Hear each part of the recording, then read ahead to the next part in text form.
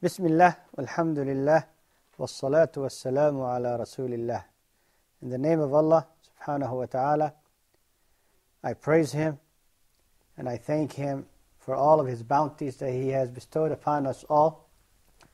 And we all pray that Allah subhanahu wa ta'ala forgives our sins and guides us to the best of path and allows our families and children to follow us with Iman and gather us Yawm al-Qiyamah in heaven all together bi'idhnillahi subhanahu wa ta'ala.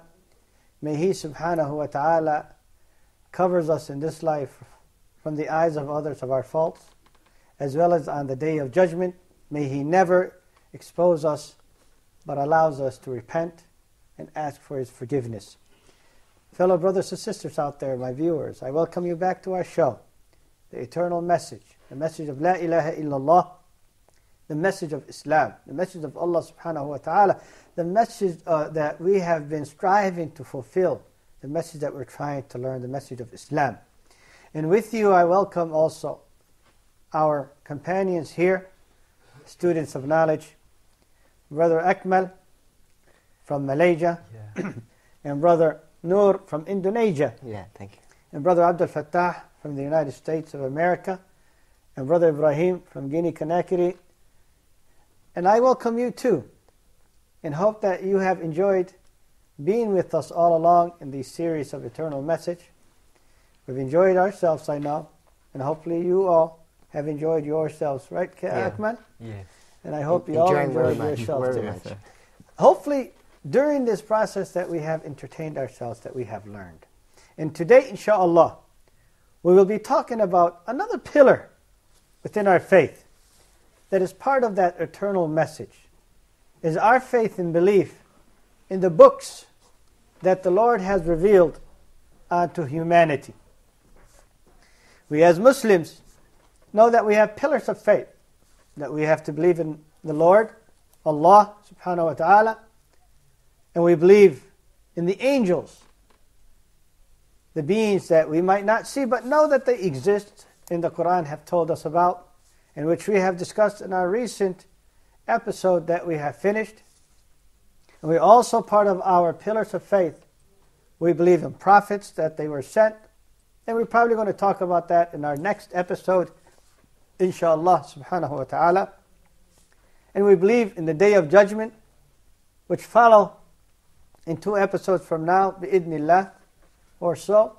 And we believe in the al-qadar, which we have already talked about, the predestination. But today, we would like to talk about the books.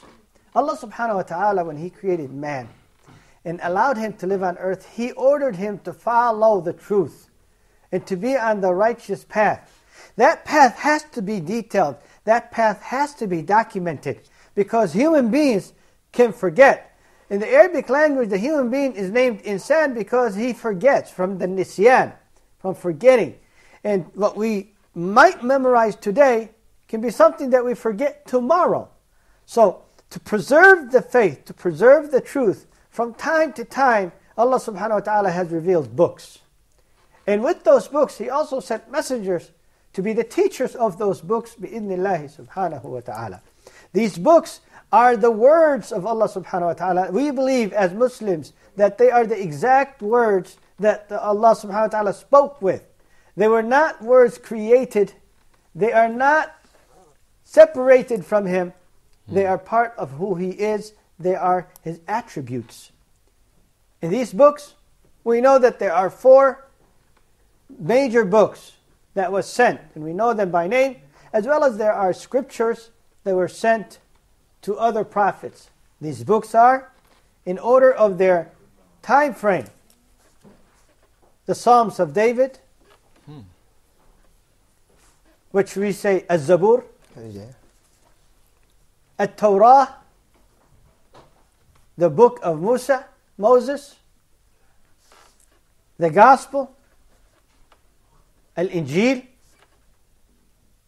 the book of Isa, Jesus, and finally the Quran, the book that was revealed to the Prophet Muhammad, peace be upon them all. Then there's the scriptures of Abraham, which is prior to all these books.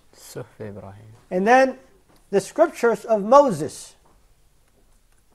because Moses also had scriptures. Suhuf Ibrahim wa Musa. So there are scriptures that were given to Musa other than the Torah, and scriptures that were given to Ibrahim. Yes, Abdul Fattah. So what do you mean here? What's the difference between scripture and then kitab and books? A book is a revelation that is formed from a beginning to an end in a textbook. Like mushaf. Like a mushaf. Okay. Scriptures are pages. Okay. Pages that attached a few things of a specific time and then ended. These books are meant to last. Their teachings are meant to last. Okay. But the scriptures were not meant to last as teachings.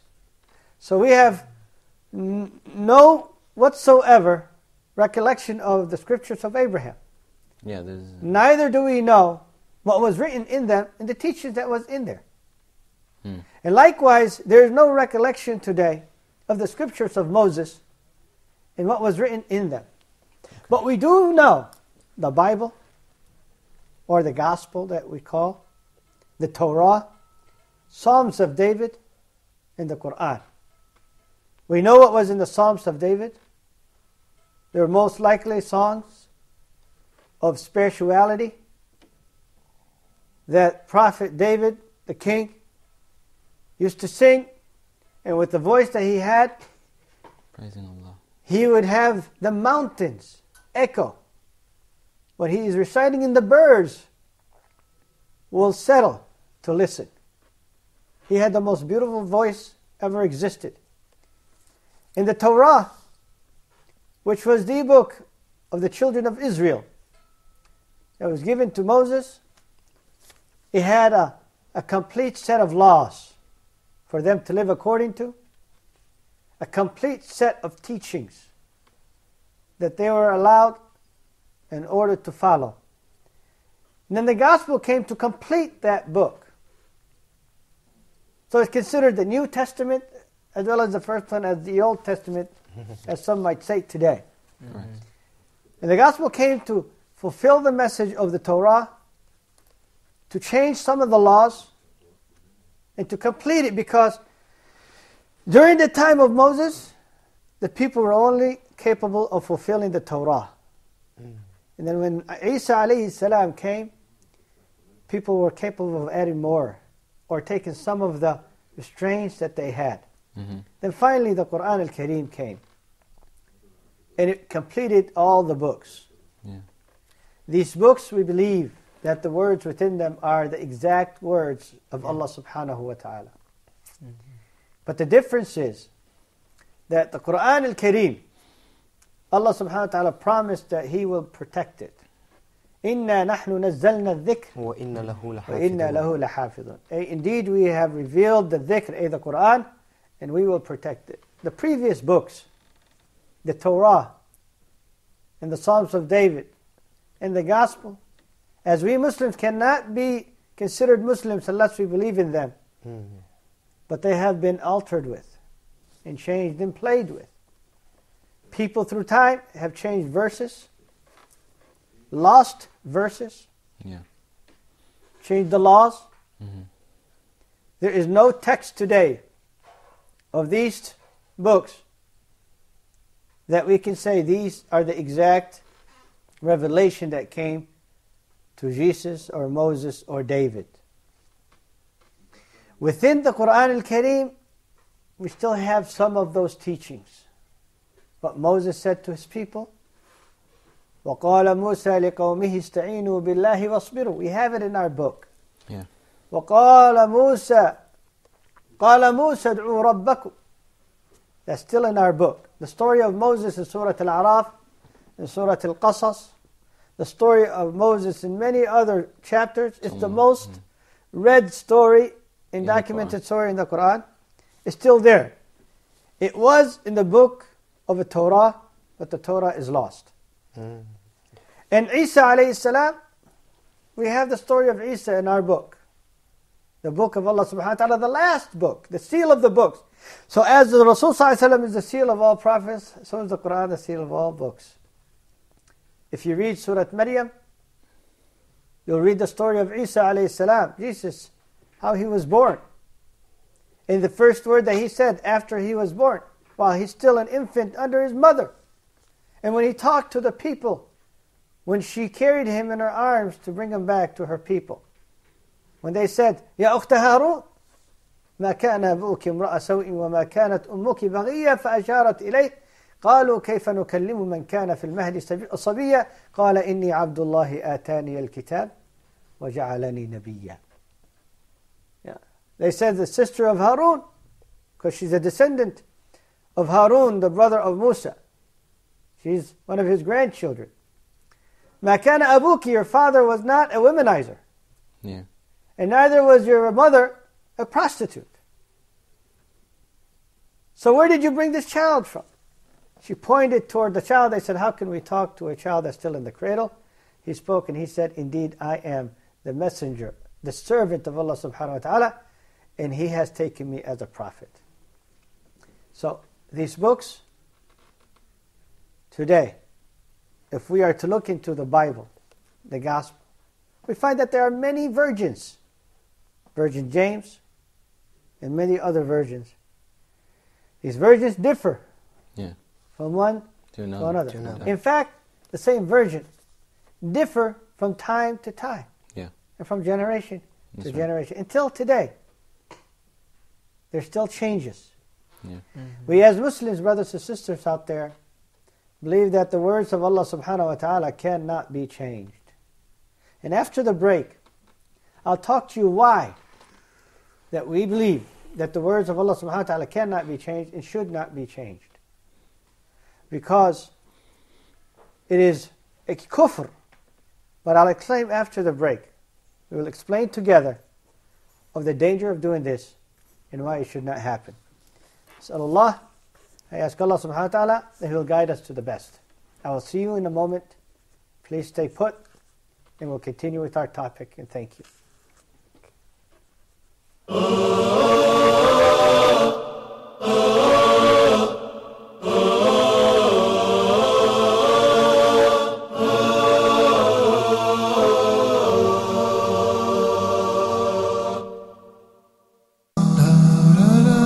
Back to the Prophet.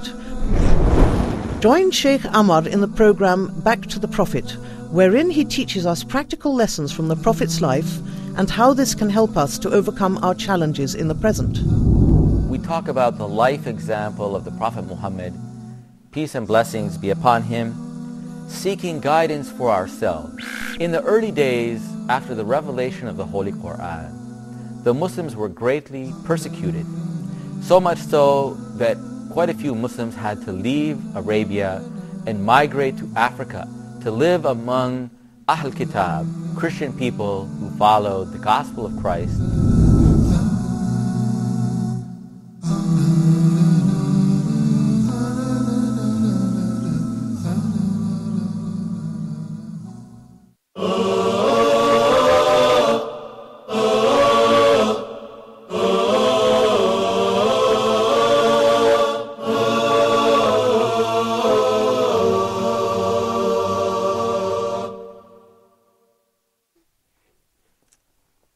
Welcome back to our show, Eternal Message. I'm your host, Abdul Hakim Ali. We'll continue with our topic about the books of Allah subhanahu wa ta'ala. I had addressed that it is one of the most dangerous things to do is to alter, interfere into the words of Allah subhanahu wa ta'ala. First of all, we believe that Allah subhanahu wa ta'ala is perfect. And the words are His attributes. They're His words. So they carry the perfection that He is all about. And any other word that is altered by any other human being lacks that perfection because we are not perfect. Secondly, when Allah subhanahu wa ta'ala reveals this book, He knows the future as He knows the present and the past. So He knows what suits people and with the kind of laws that will make their life much better. When people start changing the laws because it did not fit their time, then the books of Allah subhanahu wa ta'ala will become a joke and a game. For every generation will assume that we do not wish this rule to exist, so let's change the book. Cross it out. And with that, the truth will get lost. And then the laws will be based on the desires of humans. And the desires of humans can change within one generation, not through generations.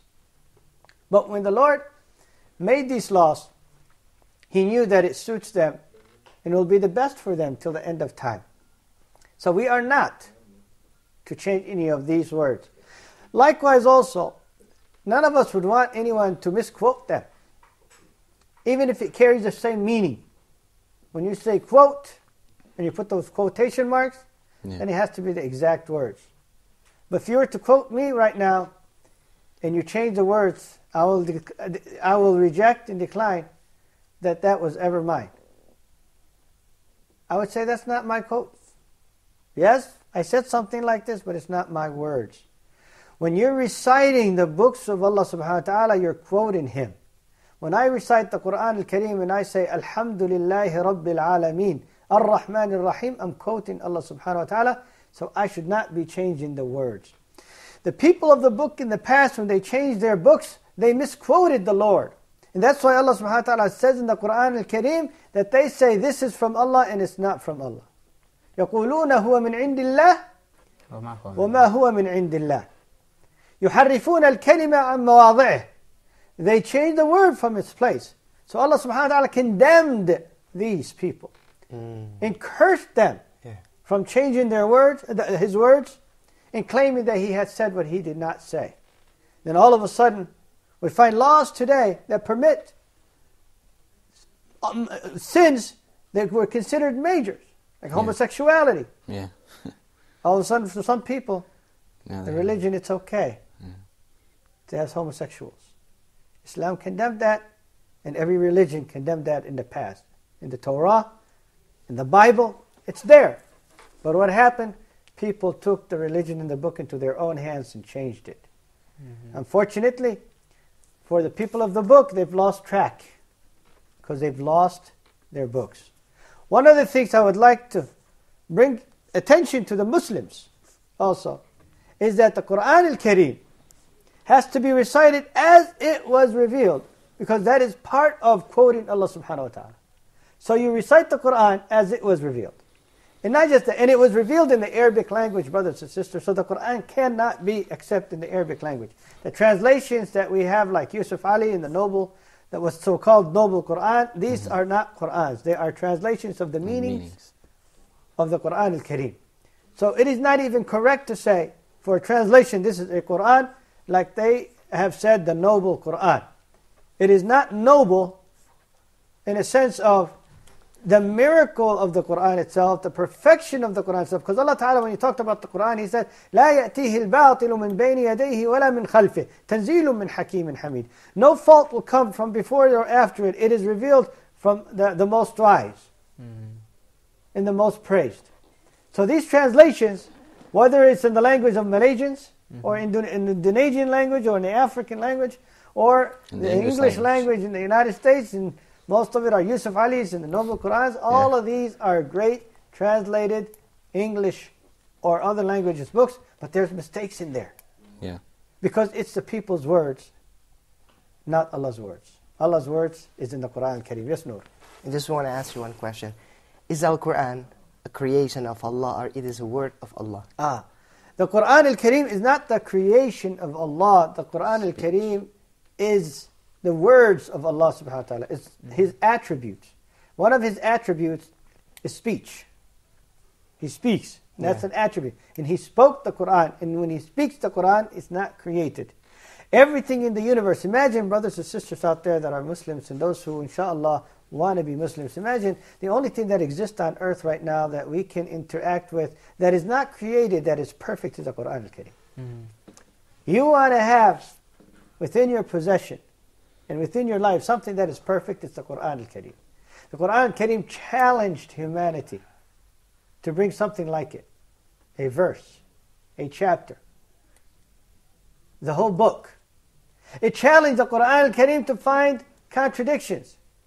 وَلَوْ كَانَ مِنْ عِنْدِ غَيْرِ اللَّهِ لَوَجَدُوا فِيهِ اخْتِلَافًا كَثِيرًا. If it was from other than Allah subhanahu wa ta'ala, they would have found many contradictions. But for over 1,400 years, 1,427 years, this Quran has stood strong and not one fault has been found. And those who wanted to mimic the Quran have fell short and made themselves look idiots in the societies and in front of the people. They made themselves look like fools. Like there's a book that's called Furqan. Yeah. Some Egyptian Christian writer that claimed that he could say what the Quran have said. And he fell short. He was wrong. When you read it, you laugh. Yeah, even from the first verse. From the first verse, you laugh. All there is in that book is profanity, cursing, cussing. There's no science in it. He took the Quran and started looking at how it rhymes and tried to have his book have that same kind of rhythm, but not the same kind of facts. We read in the Quran al-Karim scientific facts, brothers and sisters.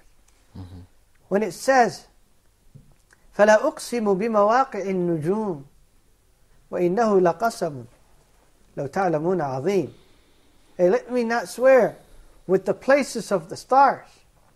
And today science tells us that the stars that we see in the sky is where the stars were, because it takes time for the light to reach us. Yeah. And those stars probably have died out or rotated and float somewhere else. Yeah. Where are you going to find this fact other than the Quran al-Karim? The Quran details the way we live. Let me tell you something else about the Quran, brothers and sisters and the brothers here. The Quran al-Karim is a book that touches your heart even if you don't know the meaning. When you hear the reciter, the hafiz, the reciter read, you find your tensions calm and you find your stress at ease. And when I recite, Allahu la ilaha illa huwa al-hayyul qayyum, لا تأخذه سنة ولا نوم لا تأخذه سنة ولا نوم له ما في السماوات وما في الأرض من ذا الذي يشفع عنده إلا بإذنه يعلم ما بين أيديهم وما خلفهم ولا يحيطون بشيء من علمه إلا بما شاء وسع كرسيه السماوات والأرض ولا يؤوده حفظهما وهو العلي العظيم. You find yourself at ease, relaxed. Muslims recite the Quran again and again and again. They never get bored. Yes. They never grow out of it. You grow out of your own name. If someone calls you Abdul Fattah, Abdul Fattah, Abdul Fattah, and he continues doing that, you'll say, stop. What is it that you want? With the Quran al-Karim, we recite Al-Fatiha every single day at least 17 times. And not one person have claimed and came forward and said, I got tired of Surah Al-Fatiha. One of the miracle things about the Quran al-Karim, people memorize it while they're kids. There's 9-year-olds, 8-year-olds, 10-year-olds that memorize the whole Quran. Ibrahim, you told me once that you memorized 10 chapters. He doesn't even speak Arabic. That's over 200 pages, brothers and sisters. That is over 200 pages. A person that does not know how to speak Arabic. In Indonesia, this Indonesian brother in his country, over 200 million Muslims, there is almost everywhere in every neighborhood, you will find a number of people that memorize the Quran in such beautiful voices, and they don't know how to speak Arabic whatsoever. I have recited many verses during our show, and he would recite with me, and he does not speak Arabic at all. In Malaysia, likewise also, there's a lot of interest in America right now. There are strong interest among the families and children in learning and memorizing the Quran al-Karim and perfecting its reading.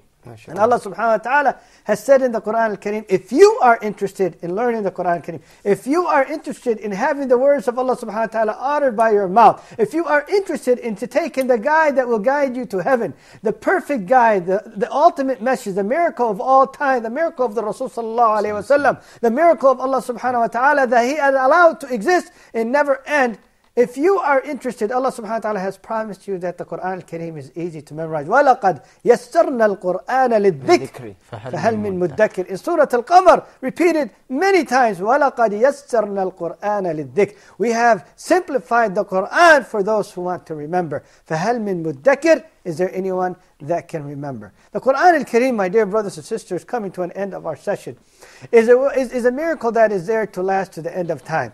The people that read it in the first generation during the Rasul sallallahu alayhi wa sallam found within the Quran al-Kareem every solution for their time. And when we read it today, 1400 years later, we find the solution for every problem that we have still during in our time. We have the solutions to create peace, the solutions of economy, the solutions of family values and life, the solutions of spirituality. We find stories that we can tell our children and they will feel joyful of hearing these stories. We find perfection and we find purity, cleanliness, truth, history, present, in the future. The Quran al-Kareem explains to you what you are all about tomorrow. And the Quran al-Kareem promises you that tomorrow, if you live with it, it's the best day that you will ever live. That tomorrow is a day of judgment. When the Quran al-Kareem, as in the hadith, will come and argue on your behalf, that you memorized it and you lived up to it. And Allah subhanahu wa ta'ala will listen to that argument and then will say to you, read and rise. Read and rise. For your position in Jannah is where you end your recitation. No. If you memorize the Quran, who knows how high you can go. Let your child read it.